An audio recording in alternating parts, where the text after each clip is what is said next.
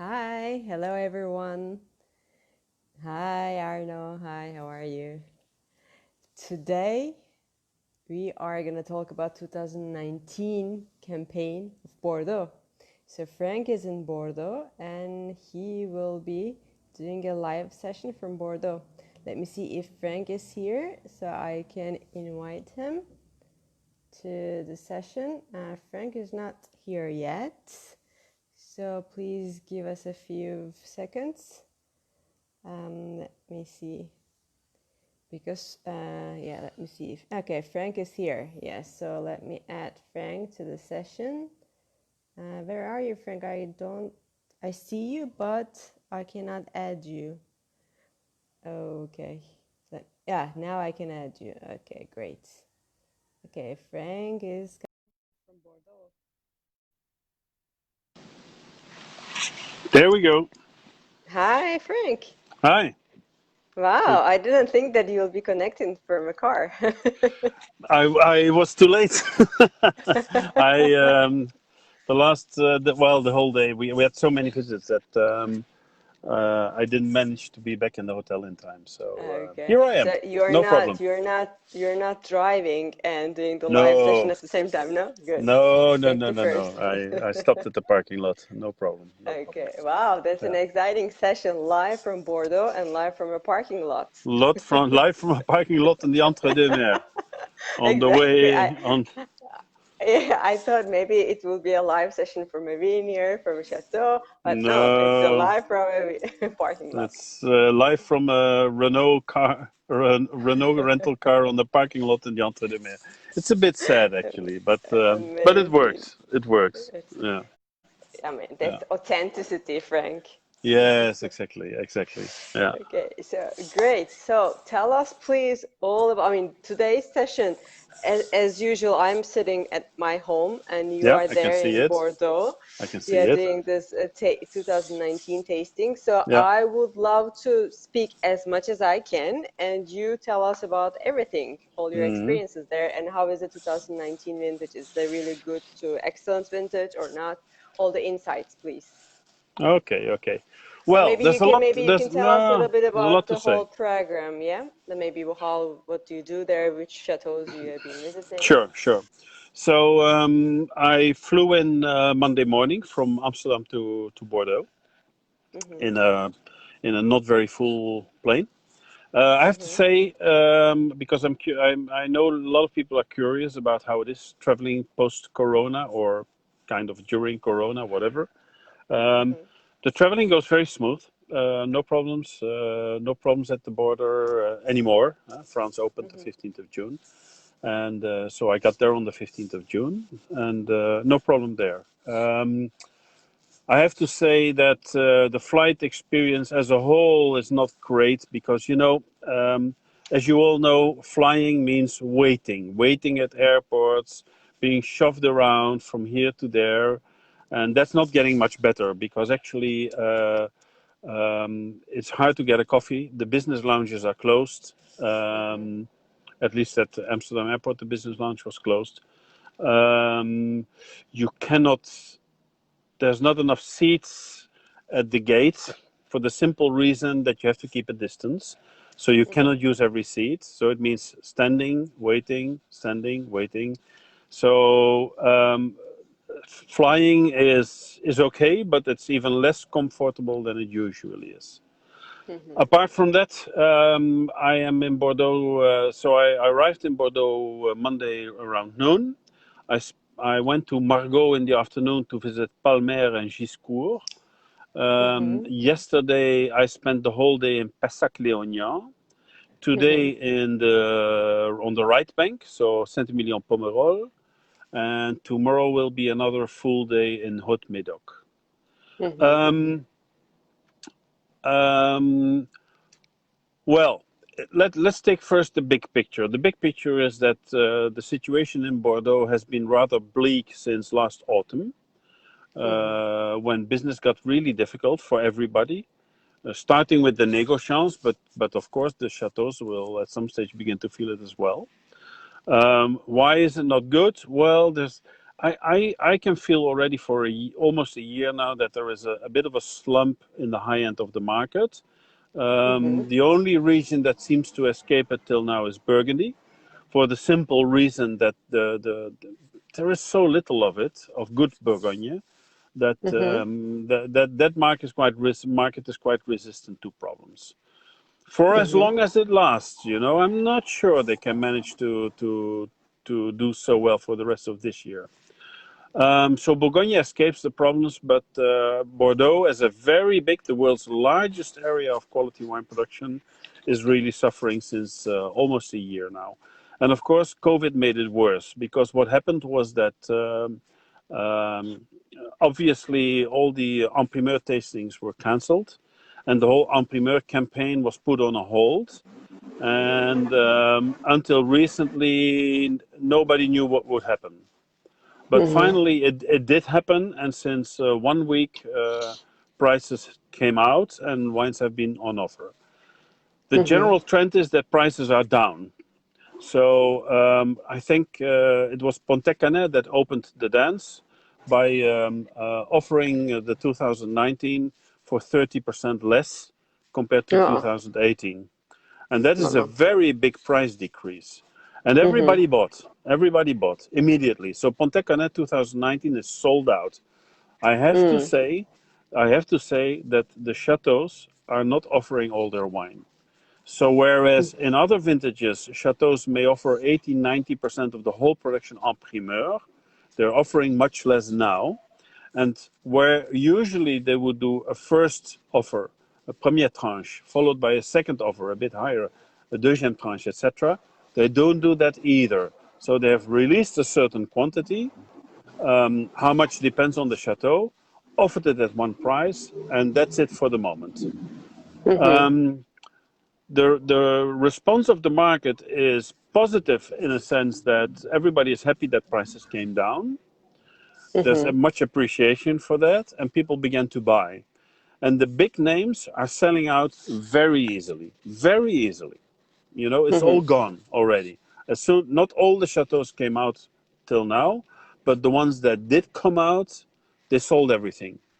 But I'm talking about the top chateaus, the big shots, the big names.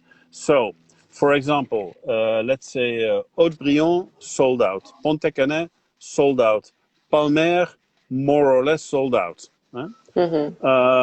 Not sold out at all, Cantemerle. So Mhm. and that category of cru classé, there's not much response from the market. My Mhm. analysis is that the general wine market, generally speaking, the wine market is in a quite unhealthy state for the moment, Mhm. and there's a lot of economic problems in the world because of COVID. People are insecure, don't want to spend money. So who are spending money? People who have money enough. Mhm. People who have money enough always have money enough, so they don't care. Yeah. They're not too much touched by COVID. So they buy. But why would you Mhm. buy Cantemerle? You can always buy Cantemerle. Yeah, and Mhm. that's the point. So what people buy is the big names for the simple reason that the prices came down. So it might be a good investment if you're looking for an investment. Mhm. Or you buy the big shots because you want to make sure that you've got it. Mhm. And that's it. Yeah. So, but having said all that, the overall atmosphere I'm only visiting big shots. I'm only visiting big names, to be honest, and they are all very optimistic. They made a very good wine. I'll come back to that afterwards, but they made a very good wine, and it's selling very well.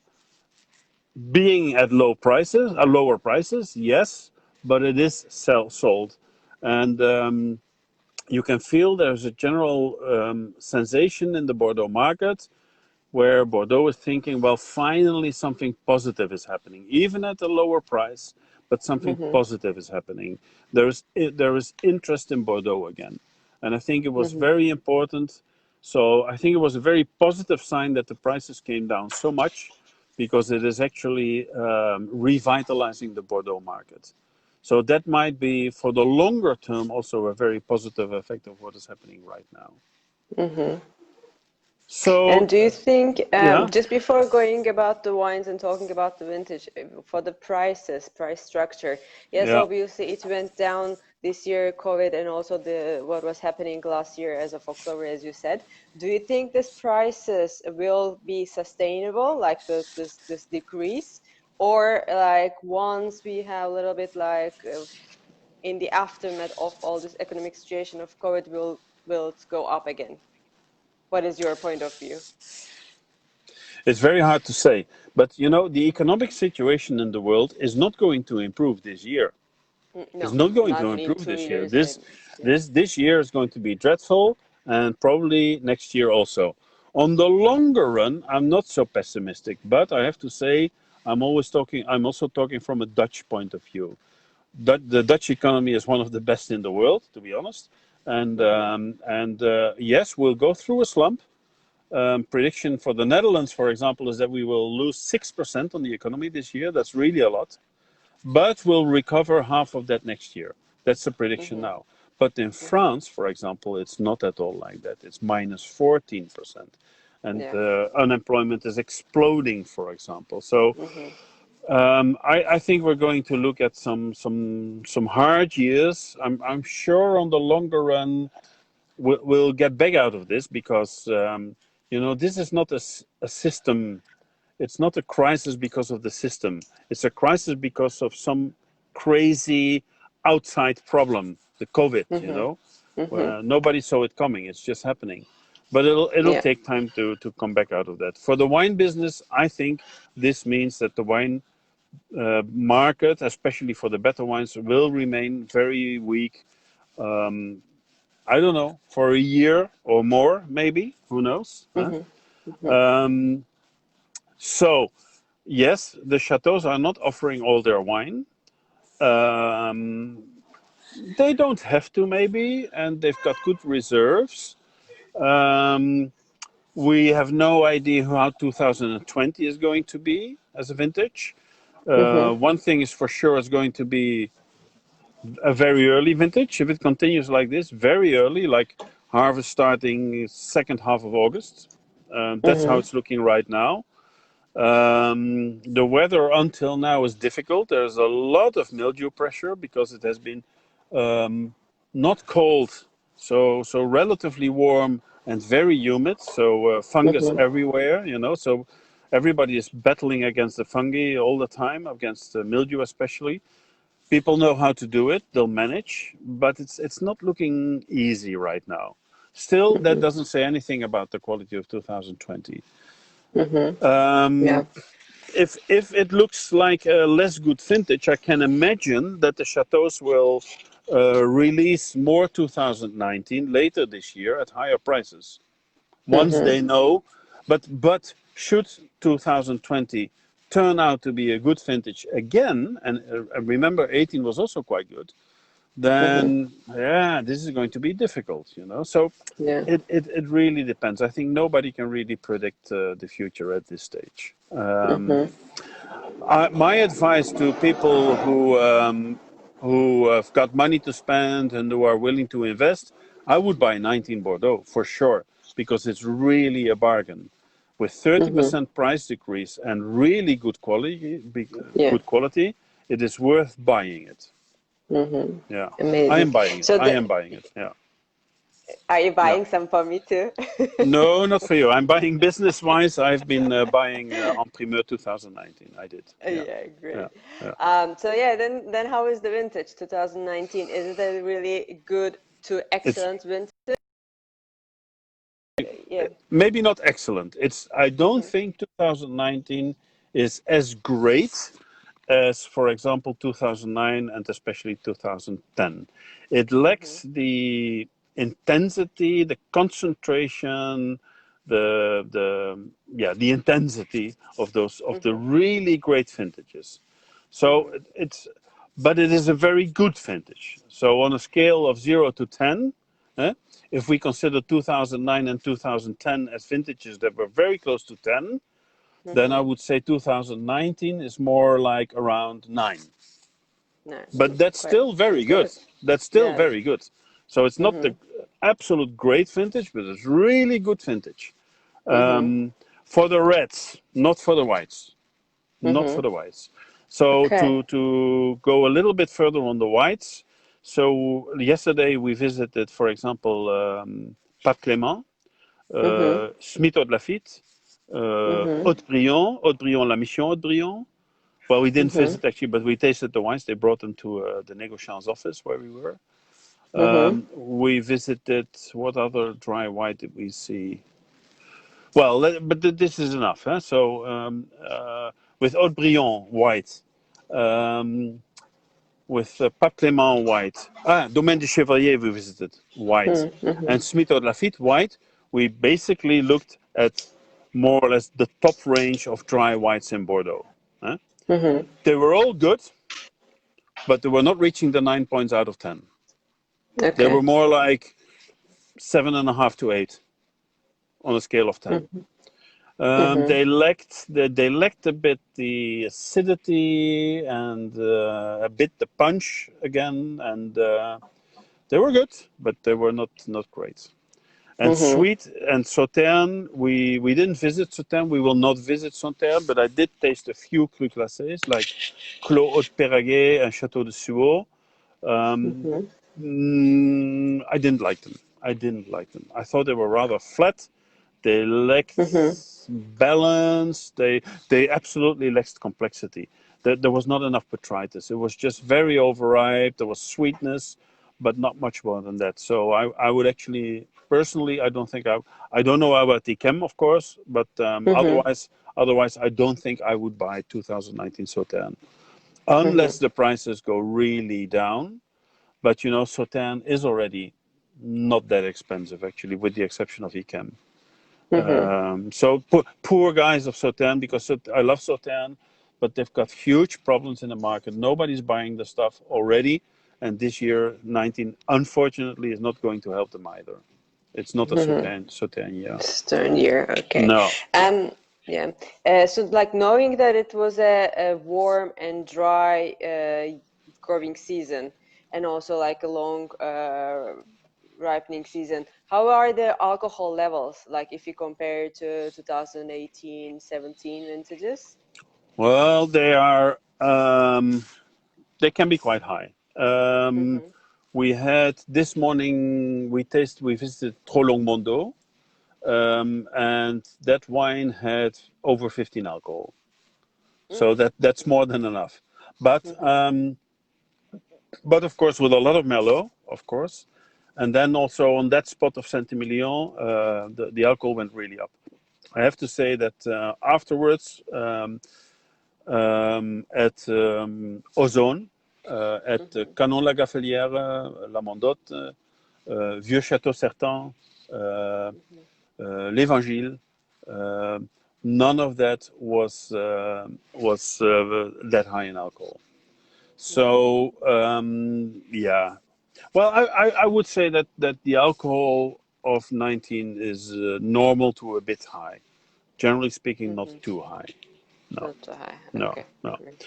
Amazing. What makes 2019 very good for red, and that goes for both Merlot and Cabernet Sauvignon and Cabernet Franc. It goes for left bank and right bank. What makes it very good is the quality of tannins. The good wines have perfect ripeness of tannins, not too ripe, not unripe. Um, Good acidity levels, despite the heat and the drought. The acidity levels are good, and Mm-hmm. the wines do show really good balance and actually liveliness. Mm-hmm. Um, Yields were quite high. That maybe also has to do with it. Yields were a bit high this time. Everybody's happy about that because 18 was lower in yield, so people are happy to have a bit of yield. And Mm-hmm. maybe that's the reason why the wines are not hugely concentrated, don't have the Mm-hmm. concentration of a top vintage. But it's maybe also the reason why the wines remain balanced and show freshness and actually precision, and really finesse and elegance when it comes to the tannins. It's Mm-hmm. really a lovely vintage. Yeah. Okay. Yeah. And if you think about like two questions in one, the readiness of this vintage, when do you think that normally it's going to be ready to drink? And what is the like the aging potential of this vintage? Mm, well, the aging potential will be good. The wines may need a bit less time than 2018. I'm not 100% sure about that, but it's the feeling I got from tasting a bit of 2018. Um, 2018s are also very good. They're a bit more concentrated, a bit more massive in the tannins. So, Hmm. but nevertheless, a good vintage like 19 will need, for the top wines, you have to wait 15 years at least, I would say. Hmm. Yeah, yeah, Okay. yeah. A good Bordeaux needs time. So, yeah, I would give them time. 15 years Hmm. for sure. Yeah, Okay. yeah. Okay. I've been looking at another thing I was thinking about is the ratings, because of course all the chateaus are offering the ratings. Hmm. Um, I mean, Santa Claus was back in town. I've seen ratings from James Suckling, which are ridiculously high, 96, 97 points, 96 points for a wine. I think he gave Chateau d'Issan something like 94 to 96 points, if I remember well. Hmm. I mean, d'Issan is a very good wine, but hey, 94 to 96? What the hell? Where do you Hmm. end up with the really good wines? So the scores, everybody is scoring as usual. The wine's much too high. Well, not everybody, but most people. Um, so I've actually been asking around a little bit. I like to ask the chateaus. Who do you think is, honestly giving reliable scores, and who do you trust? Who helps to sell the wine, etc. And then you get some idea. Because of course in the past it was just Parker. It was just Hmm. Parker, and Hmm. there is no new Parker. There is no Yeah. new Parker, Parker. and but the chateaus seem to be quite happy with Neil Martin, and I understand that because I think Neil Martin is a great taster, and he's a very from I don't know him personally, but he seems a very nice guy. No arrogance or whatever. And hey, I hear myself. I hear you. I I hear you heard well. myself again from 10 minutes ago. Okay, now it's Ah, good. Now it's really? good. Very Yeah, yeah, interesting. yeah. I don't know why. Um, You traveled in um, time. yeah, and the wine advocate still has influence, but that's because of the good old times, and it's also because a lot of people do not realize that Parker himself is no longer involved. They still Hmm. think they're following Parker, but they're not. Parker is doing nothing anymore. Hmm. Um, so when it comes to the ratings and the scores, for me it's a bit the Wild West now. Hmm. It's a mess, generally Yeah. speaking. Yeah. Hmm. So I wouldn't Yeah. trust many of them. So if you want to trust wine writers, I would say people probably read Venus from Neil Martin. That might be, or if you're German speaking, maybe follow René Gabriel in Switzerland. But Hmm. I would be careful with a lot of them because they're writing nonsense. Okay. Yeah, yeah, Yes, another key takeaway lesson from today's. I have two last questions yeah. because we don't want to keep you forever in a parking In lot. my car in the Entre deux Yeah, Mers. so Yeah. yeah, exactly. So you just go and enjoy Bordeaux. Two questions. One, like so far, like roughly how many wines have you been tasting these days? And then what is the next steps Ooh. from here now, like tomorrow, the other day? Are you going to be still there or are you going back home? No, yeah. Tomorrow I have a full day in the Haute-Médoc, visiting Mm-hmm. Lafitte, Margaux. I don't remember actually. It's just honestly, it's too Mm-hmm. much. But yesterday we visited maybe 7 wineries. We ended up at Liberpater, this crazy project of bringing the old style of Bordeaux back again. I don't know if you've heard of it, Liberpater. No, I And we haven't. actually we actually made the blend of 2018. It was a Really? crazy experience. Yeah, yeah, yeah.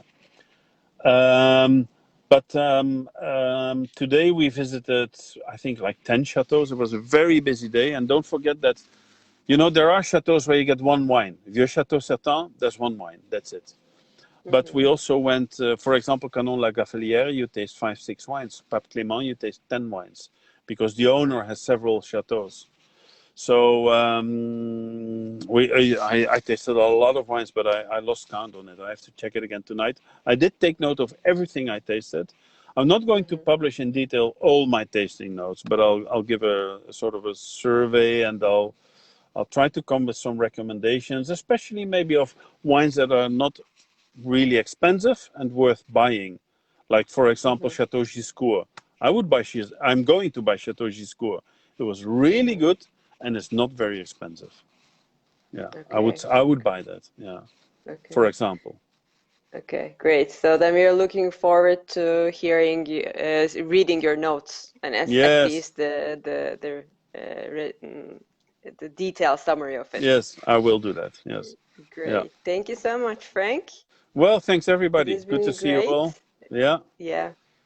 So are you going to be there a few days more? You said you were going to be there tomorrow, and then? Tomorrow, and then no, Friday morning. I have I've got a business meeting, but I'm not visiting or tasting anymore. And then I fly back at noon. So Okay. Friday it's over. Yeah, yeah. Just Okay, great. tomorrow.